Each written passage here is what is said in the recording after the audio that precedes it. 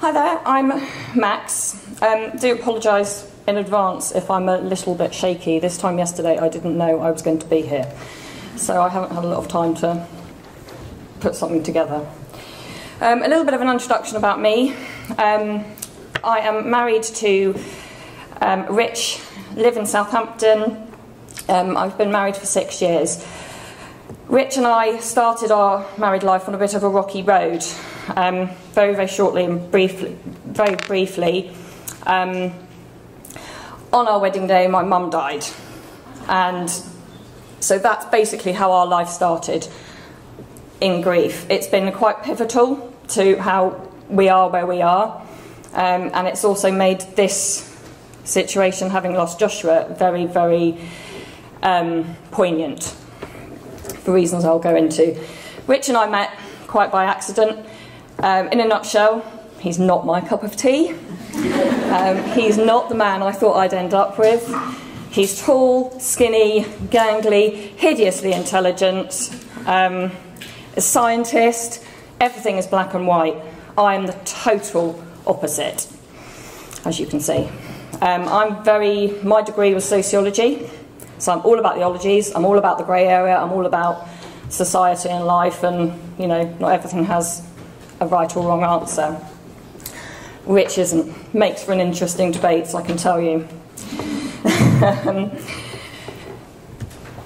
I was told from a very, very young age, chances of me having children were very remote. I had a very severe case of not only PCOS, but PCOS as well. Apparently that is quite rare, to have both the syndrome and the condition. So basically I went through life not expecting to have children. I was the least maternal person in the world. I was all about a career. I wanted to be a big high flyer, hot shot. You know, I don't need a man, I don't need a family. I can rule the world on my own. Which of course I can. Anyway, I met Rich, as I say, quite by accident, through a mutual friend. And he obviously said that he wanted children, assumed it would happen. There's that word, assume. We then decided to, once we'd sort of got through the initial 2 years of being married, it wasn't a honeymoon period by any way stretch of the imagination, and we decided to try for a baby. 3 months later, lo and behold, we were pregnant. I say we, because let's be honest, he didn't do very much of the work. But I didn't know 3 months later that, no, I don't mean that, but sorry, I should. Sorry, Chris, can you bring me my water, please? Sorry, I've just realised I've left it behind.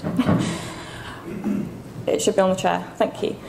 To start with, I didn't realise I was pregnant till, believe it or not, about 15 weeks. Thank you. And I found out quite by accident. When Rich and I got together, I'd been diagnosed with precancerous cells on my cervix and have had 3 cone biopsies and a vulvoscopy. And so again, my consultant in London said to me, at the time I was, however old I am now, 32-ish, he said, you know, you are getting on a bit in your early 30s. No, hang on, how old am I? 38. Yeah, so 30, how old am I? Yeah, 38. Sorry. So yeah, I was 34 at the time, and considering my history, he said to me that I'd had some very irregular bleeding, things were not terribly comfortable, and so I went to see him. He did a little bit of an examination, said, I'm going to cut to the chase, I found a lump, so I need you to go and have a scan. I went and had a scan. That lump turned out to be Imogen. Went back to him with this little envelope in my hand, and he took one look at it and went, oh, well, congratulations. I had a list of things to talk to you about. This was not one of them. So, well, good luck, kind of thing. So anyway, that was that. However, I continued to bleed for the next 3 or 4 weeks, right up until a 20-week scan, which I had to have 4 times within 3 days, because Imogen was showing her feistiness then, was not playing ball with the sonographer. So then from about 26-ish weeks, I then had my first show, which, looking back, I didn't have a clue what it was, but it just started to be a bit of bleeding, a bit of a show. Was in and out of hospital for my entire pregnancy with Imogen until one Sunday I wasn't feeling terribly well, called the unit. They said to me, take some paracetamol, have a sleep, see how you feel. I called them at 11 o'clock that night because pain was just getting worse and worse and worse. The bleeding was getting worse and worse and worse. So they said, come on in. I said to Rich, don't worry about coming with me. I'll be home in a few hours. No, I'll come with you, I'll come with you. I drove myself to hospital because he had had a few drinks. But on the way in, I had my first contraction. At this point, it was a bit of a blur, to be honest, but I was 31.6 at this point. That night, my waters broke very, very quickly. I wanted a very natural birth, or as natural as I could. I hadn't really got a birth plan by this point because I just said, I'll just wing it, see what happens. Anyway, I ended up having every painkiller you can imagine, epidural, the lot. The epidural completely slowed down the show. Anyway, fast forwarding. Imogen had a month in neonatal, which was fine, and we ended up coming home with nothing more than a feeding tube. Excuse me. A couple of years later, we decided, yes, it would be lovely to have another one. So we decided to try again. 3 months later, tried again. Textbook pregnancy. I found out with Joshua at 10 weeks, complete textbook pregnancy. Total opposites from Imogen. And so, the hospital weren't concerned that I was going to have any problems again or going to be having another prem baby. So they said, crack on, as it were. 20-week scan was all fine. We decided not to find out what we were having. So who we were having, what we were having. And then, so at this point, we decided we wanted to remodel our house. And that included walls being knocked down, chimney breasts being removed, kitchens being ripped out, you name it, every room in the house was being changed. I've totally forgotten all about these slides. So, anyway, fast forward on to the 28th of April. Joshua was born on the 28th of April 2016, weighing just shy of 2 pounds and 920 grams-ish, a really decent weight for a baby born 14 weeks prematurely at 26.1 gestation.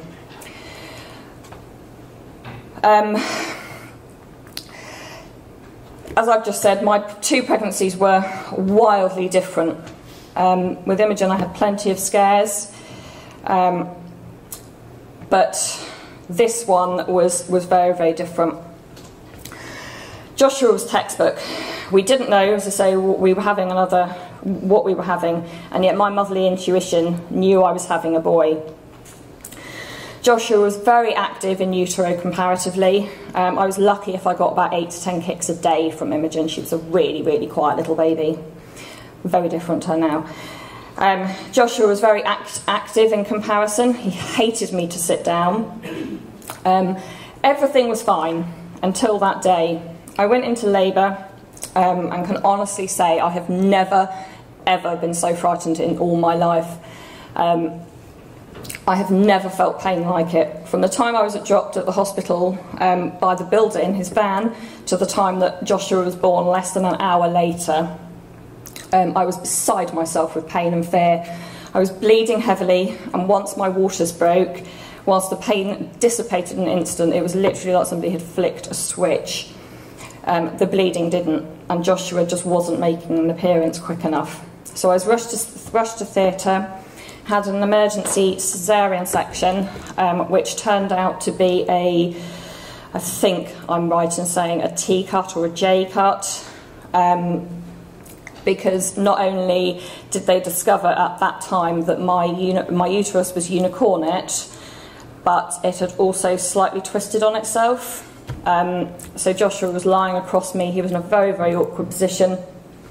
And so they didn't really have a lot of choice but to cut across and up. During the delivery, he suffered from a very small bleed on the brain. Time had no meaning from that point on. I remember vaguely coming round in recovery, finding out we'd had a little boy, and it felt like days I was in there. The next thing I remember with absolute clarity was being told that the outlook was good. Sorry.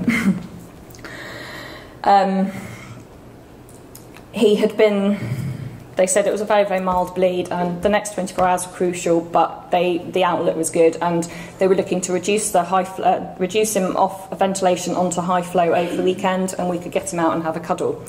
As we were having this conversation, Joshua's incubator was surrounded by medical staff, and he had a little fit in front of us. His eyes rolled into the back of his head. We were being ushered out of the room. And the next thing I remember, we were issued with probably undoubtedly the worst news we could have been. That he was then taken off for some scans, etc. And we were then told that he'd had a grade 4 IVH, which gave him less than 5% chance of survival.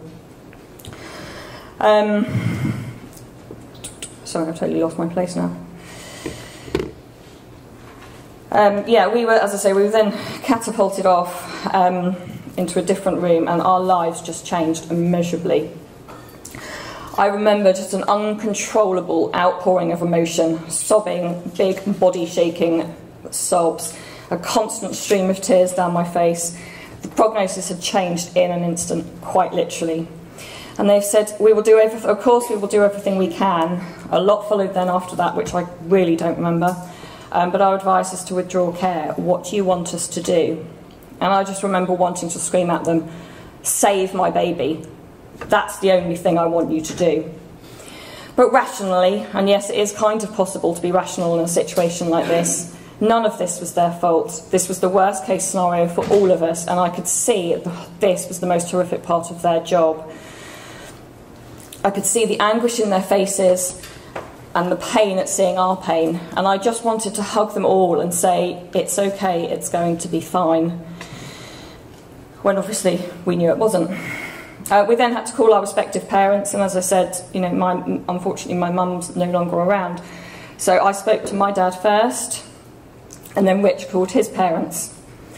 He broke down talking to them, so I took the phone and calmly and rationally, factually explained the situation. That night he was moved into the bereavement room. Joshua was wheeled in his little plastic little box. That's Joshua. He was wheeled into the bereavement room amongst wires, tubes, beeping. You probably know more about it than I do. And we had our first cuddles.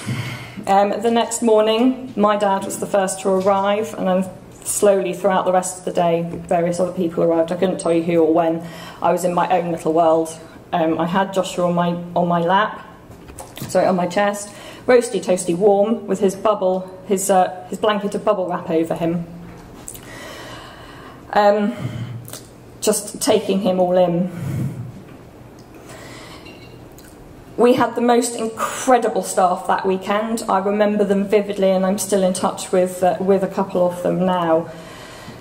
We were offered Charlie, who was not only Imogen's nurse when she was in neonatal 2 years before, but she had also, or she was also, or is also, a volunteer photographer for Remember My Baby. My initial reaction when we were offered this service was purely horrified. Why on earth would we want pictures of our dead baby or our dying baby? And I can honestly say the best decision or the best advice we were given over those few days, that weekend, was have them taken, put them in a box. If you never look at them, you never look at them.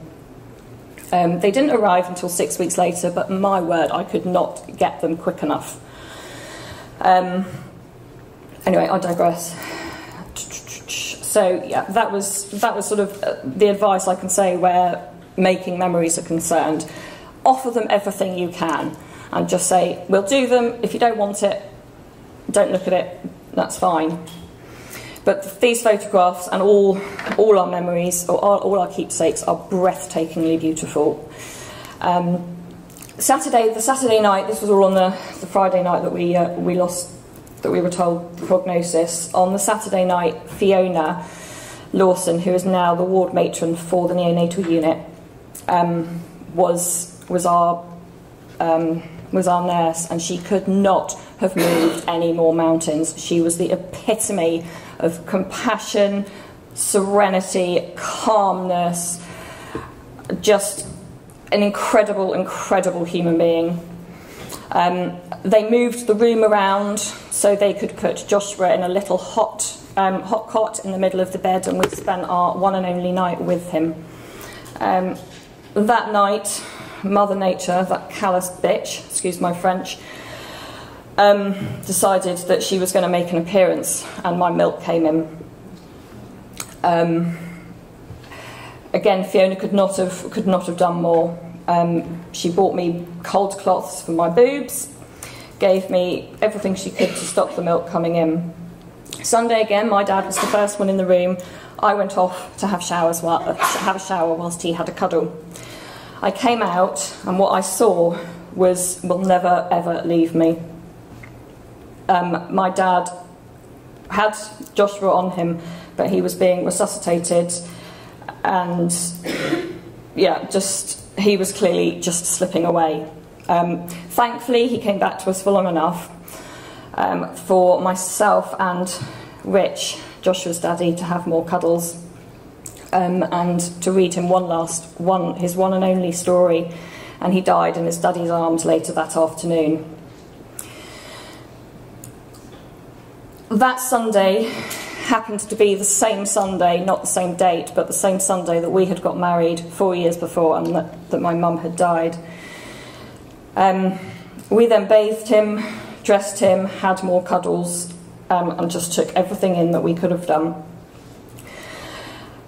And I remember looking at him, and the only way I can describe him was he looked like a miniature old man skeleton. And he looked like my mum, like she did when she slept, mouth open, really attractive. But he was changing before our very eyes.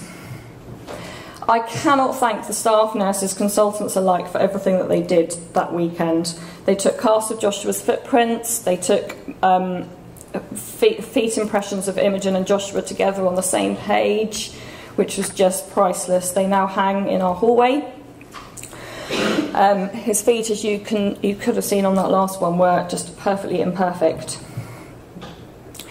They were just the epitome of human kindness. The neonatal unit is a unique place and holds the best and worst memories for us. It was terrifying, yet incredibly calming and safe. We had the best and the worst outcome from our experiences there.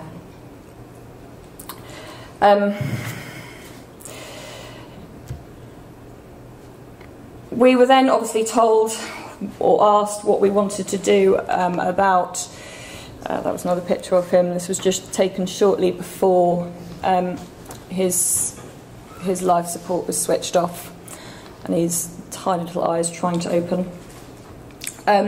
We then obviously were faced with all the rest of the information that followed, And one of my first thoughts was, how are we going to explain this to Imogen in the years to come?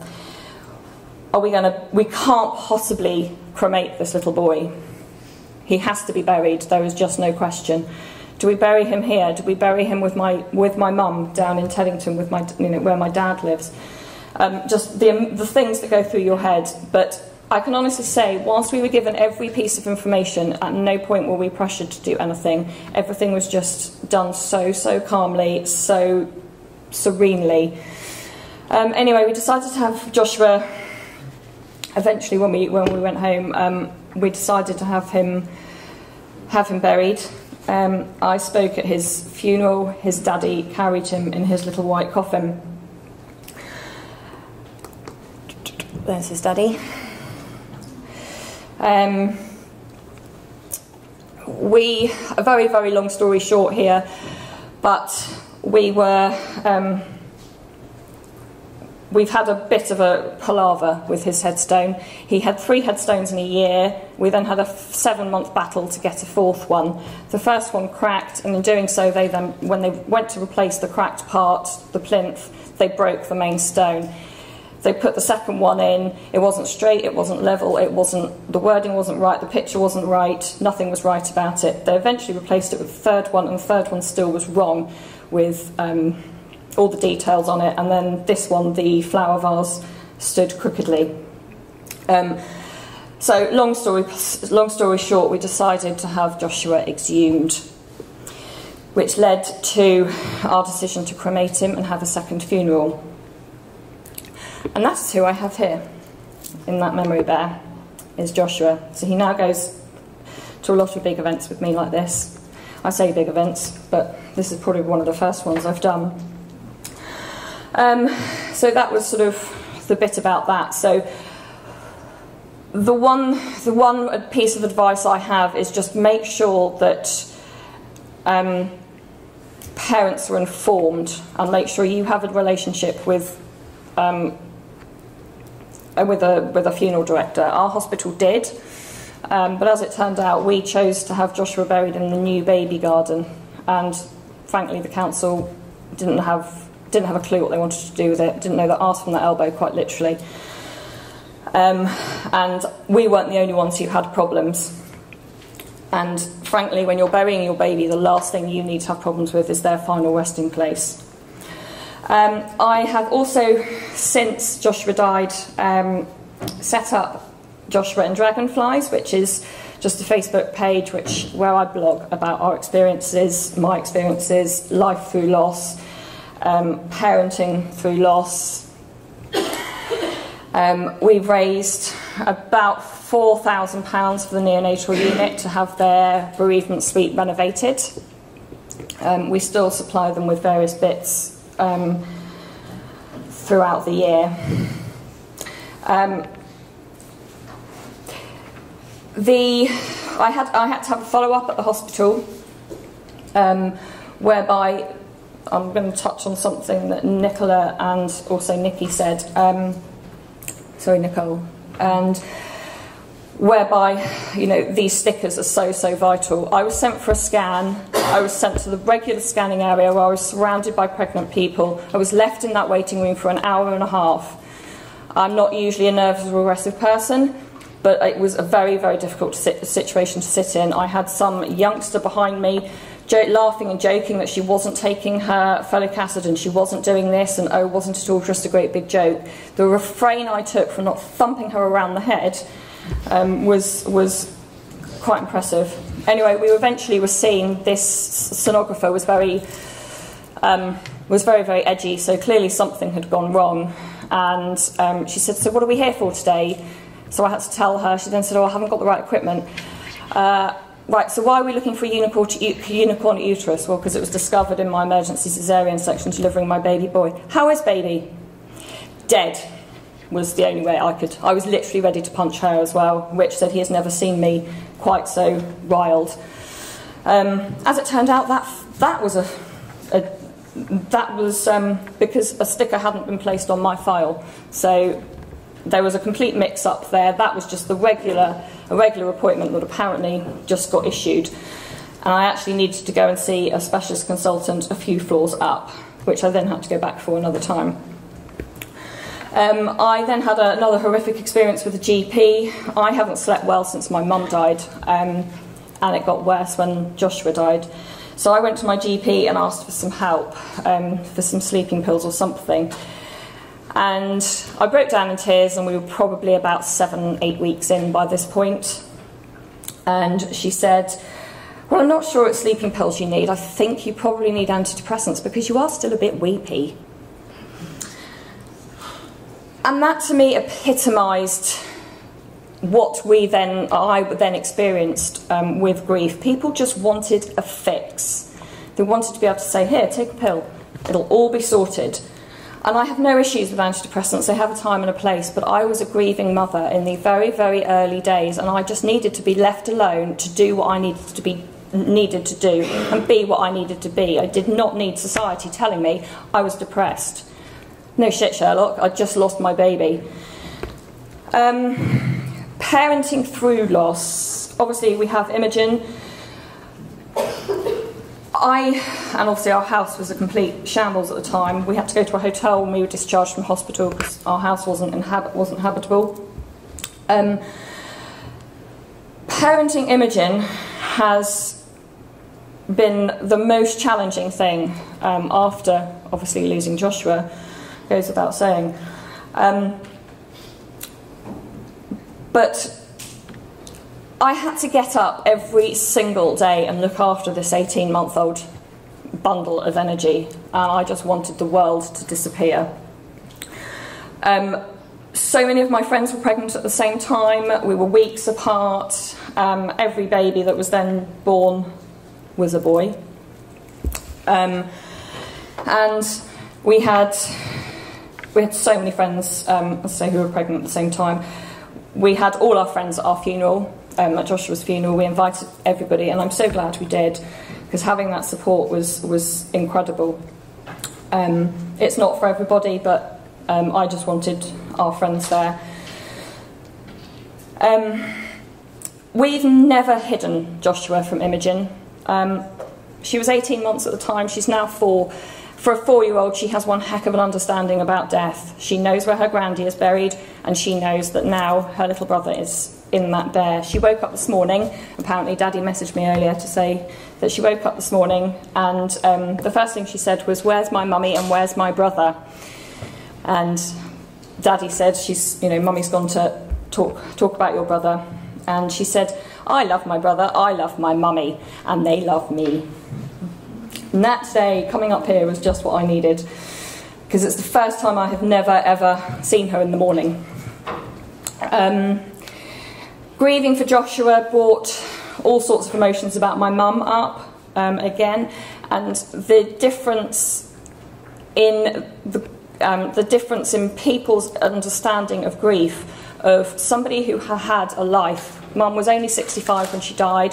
She died of lupus, having been very, very ill for many, many years, with various conditions throughout her life. People talked about her. They accepted me. They accepted the way I was.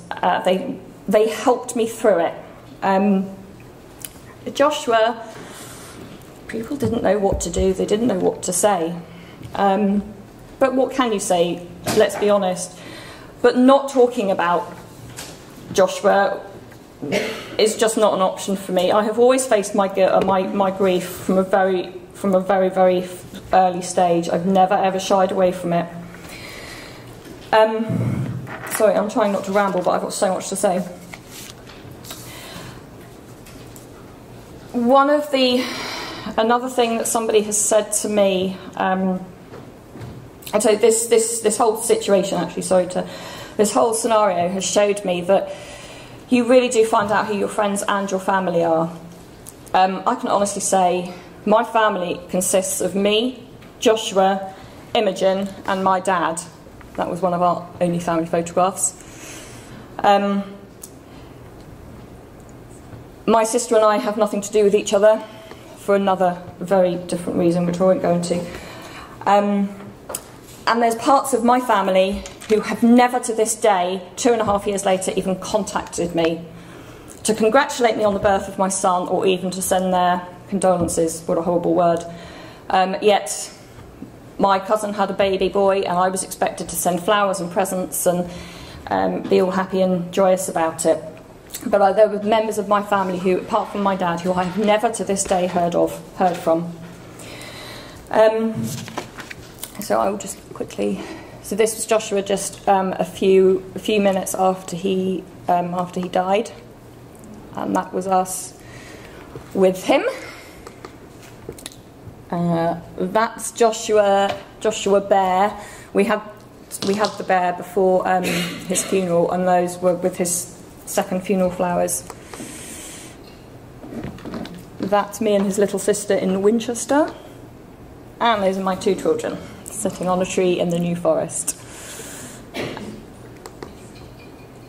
And this was Joshua on the London Eye on Thursday, when Joshua had his first public moment at the Houses of Parliament, speaking, where I was very kindly invited to speak about my involvement with the National Bereavement Care Pathway, where I've sat on the Parent Advisory Panel.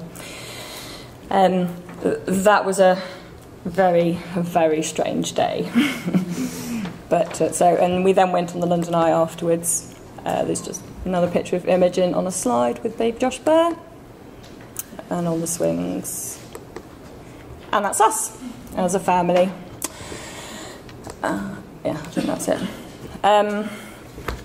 So yeah, there's, as I say, there's so many things I could talk about, and there's so many areas of loss that aren't discussed. Joshua's daddy was one of the people who really didn't get the support he needed, and this is where him and I have clashed massively. People really underestimate what the loss of a baby does. It puts pressure on every single relationship you had. Considering we started our marriage on the death, on the grief of my mum, I really did think this would break us, and it very nearly did. I was staggered to find that over 80% of married couples apparently break up after the death of a baby. How we are still together, I don't know. We have grieved very differently, and that has created a lot of tension between us. As I've said before, he's very black and white. He wanted something to be fixed, and you can't fix it, obviously. We both went to counselling separately. We went to counselling together, and I can very pleased to say now that we've both come through the other side and are doing all right. Joshua and Dragonflies, as I said before, is my little Facebook page that I started blogging about. I'm also on Instagram. We've raised, as I say, about £4,000 for the neonatal unit, and this year we raised just shy of 2,000, I think, for 2 charities very close to our heart. Remember My Baby was one of them, and Bliss.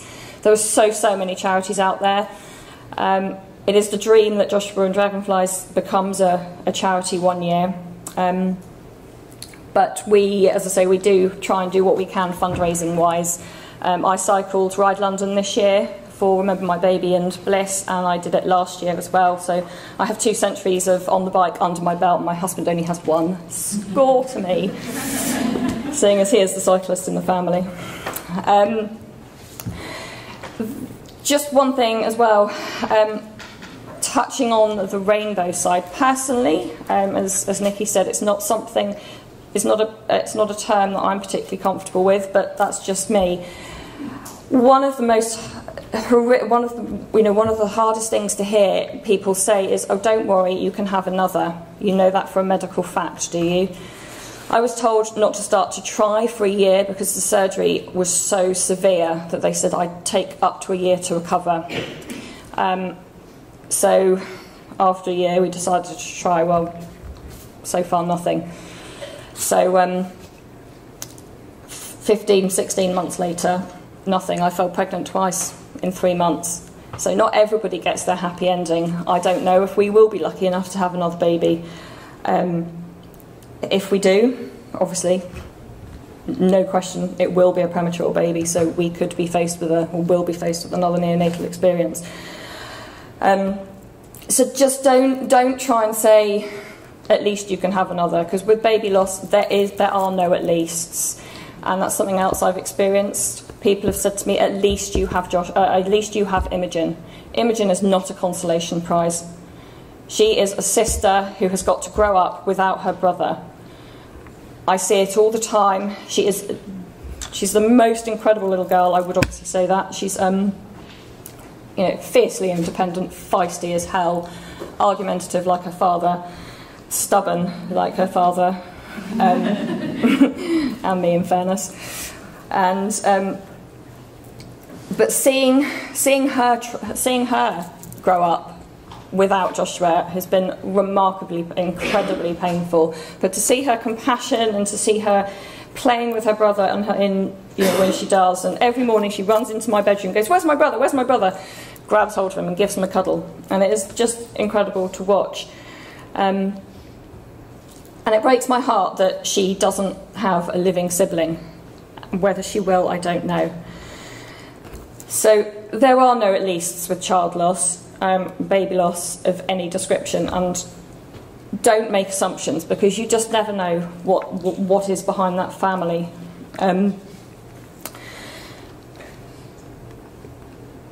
So just to close, Joshua was, as I say, born at on the 28th of April 2016 at 26 weeks and 1 day. He died on the 1st of May 2016 at the same weight, obviously, he was born at. He will forever be our second child. I won't ever stop saying his name. I can't give him a life, but I can give him a legacy, and I will continue to fight as hard as I can to make baby loss no longer a taboo. Thank you very much.